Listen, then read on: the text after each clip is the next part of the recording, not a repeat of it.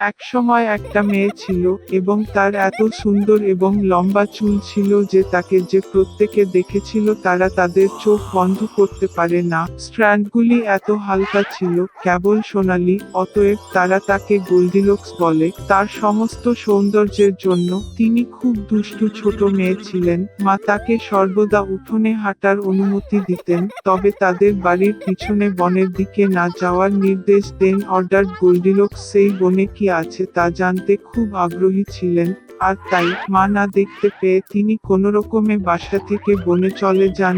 মেয়েটি অনেকক্ষণ বনে হাঁটল, হয় তিনি বেরি খুঁজে পান, তারপরে একটি সুন্দর ফুলের দিকে তাকান, তারপরে পাখিরা কিভাবে গান করে তা শোনেন, তাই সে বনে হারিয়ে গেল এবং হঠাৎ একটি ক্লিয়ারিং এসে একটি অস্বাভাবিক বাড়ি দেখতে পেল।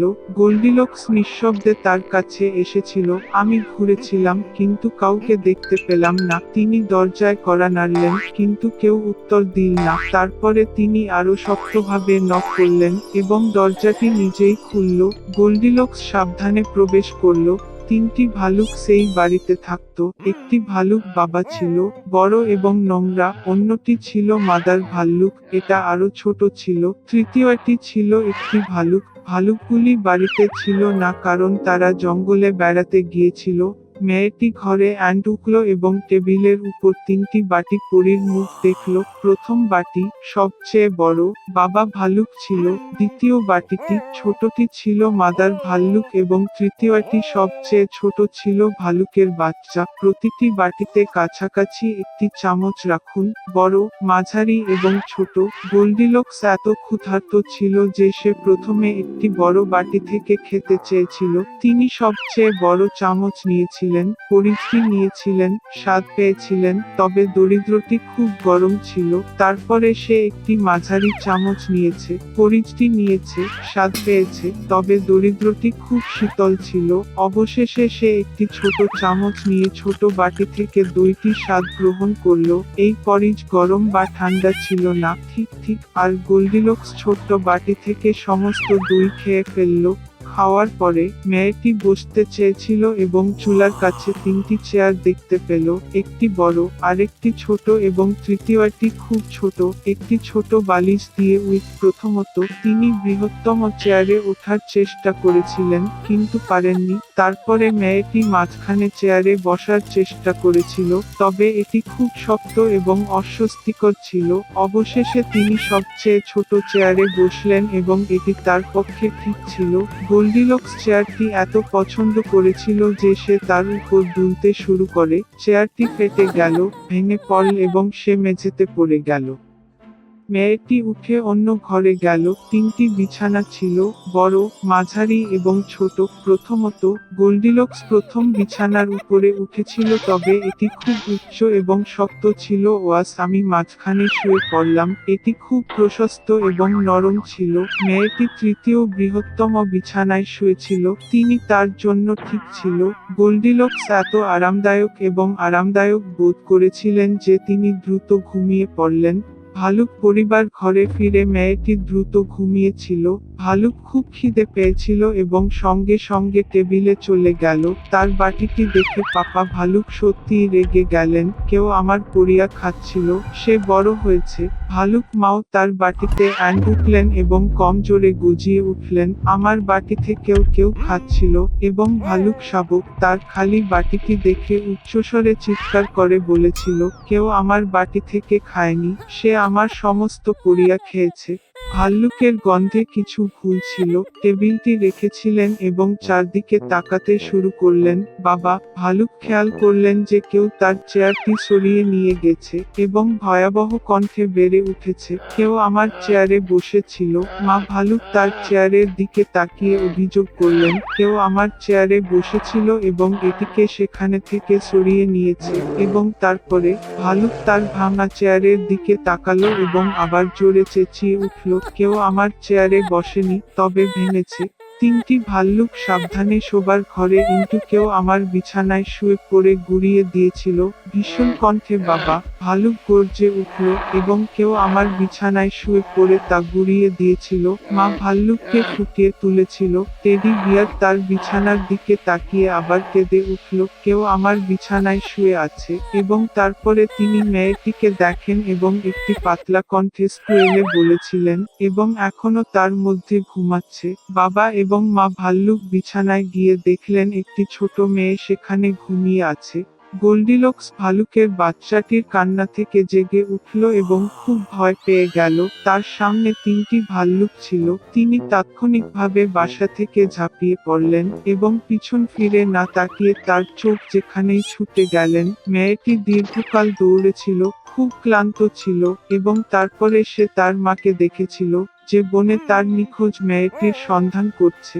তারপর থেকে গোল্ডিলক্স সর্বদা তার মায়ের কথা শুনেছিল এবং তার অনুমতি ব্যতীত কিছুই করেনি। তিনি খুব বাধ্য, দয়ালু এবং ভালো মেয়ে হয়েছিলেন। একসময় এক বয়স্ক মিলার ছিল যার ৩ ছেলে ছিল। যখন মিলার মারা গেল তখন তিনি তার ছেলেদের একটি মিল, গাধা এবং একটি বিড়াল রেখে গেলেন। সবচেয়ে বড়টি মিলটি পেয়েছে, মাঝখানে গাধা পেয়েছে এবং সবচেয়ে কনিষ্ঠকে বিড়ালটি নিতে হয়েছিল। বড় ভাইরা তাকে দেখে হেসেছিল, তবে বিড়ালটি প্রতিশ্রুতি দিয়েছিল যে যদি সে তার জোড়া ভাইকে একটি জুতো এবং একটি ব্যাগ দেয় তবে তিনি তার ছোট ভাইকে ধনী করে তুলবেন। মালিক অবাক হয়েছিলেন, তবে বিড়ালের অনুরোধটি পূরণ করেছিলেন। ফালফিল্ড বিড়াল তৎক্ষণাৎ তার পিছনের পায়ে বুটগুলি টানল, বস্তার মধ্যে ওট এলে এটি কাঁধের উপরে ফেলে দিল এবং শিকারে গেল। বনে ব্যাগটি খুলে মাটিতে ফেলে দিল এবং নিজেকে ঝোপায় লুকিয়ে রাখল। তাকে আর অপেক্ষা করতে হয়নি। একটি কৌতূহলী খরগোশ বস্তার দিকে ঝাঁকুনি দিয়ে ওটে ওটে উৎসবের জন্য উঠে গেল এবং বিড়ালটি কেবল তার জন্য অপেক্ষা করছিল। সে ঝাঁকুনা থেকে লাফিয়ে বেরিয়ে গেল, ব্যাগটি শক্ত করে কাঁধে তুলেছিল এবং রাজকীয় দুর্গে গেল। সে দেশের রাজা ভালো খাবারের এক মহান প্রেমিক ছিলেন। বিড়াল তাকে গভীরভাবে প্রণাম জানালো, খরগোশটি হস্তান্তর করল এবং বলল যে এটি তার মাস্টার মার্কুইস ডি কারাবাসের উপহার। রাজা এই আশ্চর্য হয়ে আনন্দিত হয়েছিলেন। বিড়াল প্রকৃত মহামানবের মতো মাথা নত করে রাস্তায় ধাক্কা মারল। পরের দিন তিনি আবার বস্তা নিয়ে শিকারে গেলেন। এবার তিনি দুটি চর্বিযুক্ত পার্টরিজ ধরতে সক্ষম হন। রাজা আরও একটি মনোরম উপহার দেখে আনন্দিত হয়েছিলেন। একাধিক সপ্তাহ ধরে বিড়াল রাজার কাছে পার্টরিজ এবং খড়ি পড়েছিল, তবে তিনি তার ক্ষুধার্ত মালিককে এ সম্পর্কে কিছুই বলেননি। একবার বিড়াল প্রাসাদে একটি রাজকন্যাকে দেখল। সে খুব সুন্দর ছিল। বিড়াল বুঝতে পেরেছিল যে সে তার মনিবের জন্য এক দুর্দান্ত স্ত্রী হবে এবং তাই রাজা অবশেষে মার্কুইসের সাথে দেখা করতে চেয়েছিলেন। বিড়াল জবাব দিয়েছিল যে মিলগুলি যেখানে ছিল সেখানে তারা কাল তাকে বেড়াতে যেতে পারে এবং সে নিজেই পুরো গতিতে দৌড়ে মিলের দিকে চলে গেল। মালিককে দেখে বিড়ালটি বলল যে কাল তাকে নদীতে সাঁতার কাটতে হবে এবং তারপরে তার জীবন বদলে যাবে। পরের দিন সকালে তিনি জলে নামার সাথে সাথে বিড়াল তার জামাকাপড় ধরে ঝোপের মধ্যে লুকিয়ে রাখল। এই মুহূর্তে রাজকীয় গাড়িটি রাস্তায় হাজির। বিড়ালটি লাফিয়ে রাস্তায় উঠল এবং তার ফুসফুসের শীর্ষে চেঁচিয়ে বলল, আমাকে বাঁচাও, সাহায্য, মার্কুইস ডি কারাবাস ডুবে যাচ্ছে। এই শুনে রাজা মার্কুইসকে জল থেকে টেনে আনার আদেশ দিলেন। 2 জন রক্ষী তাকে যখন নদীর বাইরে নিয়ে যেতে শুরু করলো, যেখানে তিনি গরম পানিতে ঝাঁকুনি দিচ্ছিলেন, তখন মিলারের ছেলে খুব ভয় পেয়ে যায়। রাজা তাকে তার সিল্কের পোশাক আনার নির্দেশ দিলেন। মিলারের ছেলে প্রথমে প্রত্যাখ্যান করেছিল, তবে তিনি স্বর্ণ সূচিকর্মযুক্ত পোশাকগুলি এত পছন্দ করেছিলেন যে তিনি সানন্দে রাজকীয় পোশাকটি পরেছিলেন। রাজা তাকে গাড়িতে আমন্ত্রণ জানালেন, যেখানে সুন্দরী রাজকন্যা বসেছিলেন। মিলারের পুত্র হতবাক হয়ে পড়েছিল, কিন্তু আরও কিছু না করে গাড়িতে উঠল। 1 মিনিট পরে গাড়িটি বিশাল ক্ষেত্রের মধ্যে বসবাসকারী দৈত্য মানুষ খাওয়ার সাথে সম্পর্কিত ক্ষেতগুলি এবং ঘাড়ে ঘুরে দেখা গেল। বিড়াল কোনো সময় নষ্ট করেনি এবং আত্মা কি ছিল তা গাড়ির সামনে দিয়ে ছুটে গিয়ে ঘোষের দিকে এগিয়ে গেল, যেখানে কাটাররা তাদের ব্রাউটের ঘামে কাজ করছিল। তিনি তাদের জিজ্ঞাসা করতে বলেছিলেন যে এই ক্ষেত্রগুলি মার্কুইস ডি কারাবাসের অন্তর্গত, অন্যথায় দুষ্ট নরখাদকগুলি সেগুলি খাবে। বিস্মিত ছেলেরা উত্তর দিতে পারার আগেই রাজার গাড়িটি টেনে নিয়ে গেল, এবং রাজা যখন জিজ্ঞাসা করলেন তারা কাদের ঘাটগুলি, তারা একটি বন্ধুত্বপূর্ণ কোরাস উত্তর দিয়েছিল যে এই ক্ষেত্রগুলি মার্কুইস ডি কারাবাসের অন্তর্ভুক্ত। এদিকে বিড়ালটি সরাসরি মানব খাওয়ার দুর্গে চলে গেল। কৃপণতার কৌতূহল নিয়ে তিনি পাথরের প্রাচীরের উপরে ঝাঁপিয়ে পড়ে দুর্গে প্রবেশ করলেন। নানান খাবার দিয়ে ভরপুর বিশাল টেবিলে বসেছিল। বুটে পুষ দেখে এইরকম হতাশায় সে বিস্মিত হয়েছিল। বিড়াল দৈত্যটিকে জ্বালাতন করতে শুরু করে এবং বলেছিল যে সে সিংহ হতে পারে না। বিড়ালের এই কথাগুলি বলার সময় হওয়ার আগে নরখাদকটি একটি কুচকানো মাঠে বিশাল সিংহে পরিণত হয়েছিল। ভয় বিড়ালটির আত্মা তার বুটগুলিতে উঠে পড়েছিল। তবে তিনি এটি পরাভূত করে বলেছিলেন যে নরখাদক কখনোই ইঁদুর হিসাবে পরিণত হতে পারে না। ভয়ানক সিংহ অদৃশ্য হয়ে গেল এবং তার জায়গায় একটি ছোট্ট ইঁদুর উপস্থিত হল, এবং বিড়ালটির কেবল এটির প্রয়োজন ছিল। চোখের পলকে তিনি মাউসটি ধরেছিলেন এবং এটি খেয়েছিলেন।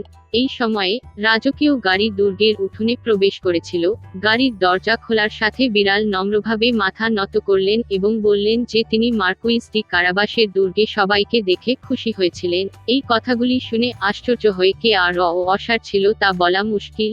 রাজা বা মিলারের পুত্র, যিনি ইতিমধ্যে কিছু বুঝতে পারেননি, বিড়াল অতিথিদের টেবিলে নিয়ে গেল। রাতের খাবার শেষে রাজা পুরোপুরি খেতে বললেন, মার্কুইস সত্যিই খুব যোগ্য ব্যক্তি, তাই তিনি খুশিতে তার মেয়েকে বউয়ের কাছে উপহার দেবেন। রাজকন্যা খুশি ছিল, তরুণ, সুদর্শন এবং তদতিরিক্ত তিনি সত্যই ধনী মার্কুইস পছন্দ করেছেন লাইকেট। শীঘ্রই তারা একটি বিবাহ খেলেন। সুতরাং মিলারের ছেলে একটি রাজকন্যাকে বিয়ে করে রাজপুত্র হয়। তারা সকলেই সুখী জীবনযাপন করেছিল, বিশেষত বিড়াল, যিনি গর্বের সাথে উঁচু বুটে প্রাসাদটি গতিময় করেছিলেন।